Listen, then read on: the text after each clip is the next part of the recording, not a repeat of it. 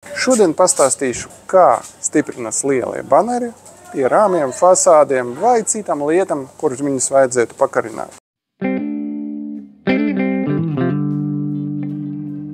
Piemēram, jums ir izdruka no PVC materiāla. PVC tas ir klasiskais materiāls, kuru izmanto ārā lietošanai un baneru izgatavošanai.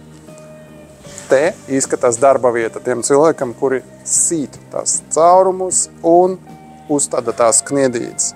Kniedes mēdz būt dažādas. Pats populārākais variants – cinkotas. Kāpēc cinkotas? Tāpēc, ka viņi stāv ārā, līst lietus, krīt sniegs, ārā apstākļi spiež uz viņam, lai kniedes nesarusē. 99,90% no tiem, kuri sīt kniedes un uzstāda, izmanto cinkotas kniedes. Pam! Magic! Lūk, kā viņi izskatās tūplānu. Viena daļa savienojas ar otru daļu. Protams, ka ne jau ar rokam, ar amuri vajadzētu sīst. Tagad iedzinam šo kniedi iekšā. No sākuma vajadzētu uztaisīt caurumu. To var izdarīt ar caurumduri. Un ar amuri, protams. Liekam kniedīti no apakša. Liekam cepurīt no augša. Izmantojot speciālu kniedētāju, mēs varam nofiksēt šo te kniedi.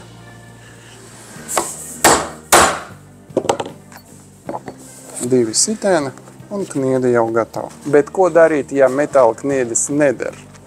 Pēc formāta, pēc sajūtam, pēc izvēles. Alternatīvais variants te ir plastikāta kniede. Princips tas pats. Augšējā daļa, apakšējā daļa.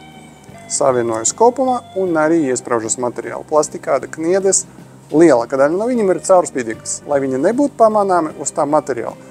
Izmantojas vairāk iekštelpas un, kad ir vajadzība uzlikt kniedi uz audumiem un visādiem plāniem materiāla. Tagad jūs jau zināt, kā var iestiprināt kniedi jebkura materiālā. Ja gribat pamēģināt paši, nopirkt sev kniedētāju, caurumduri vai kaudzītē ar kniedem, to var izdarīt pie mums mixmax.lv. Abonējiet mūsu kanālu un jūs uzzināt daudz vairāk par to, kas notiek reklāmas biznesā.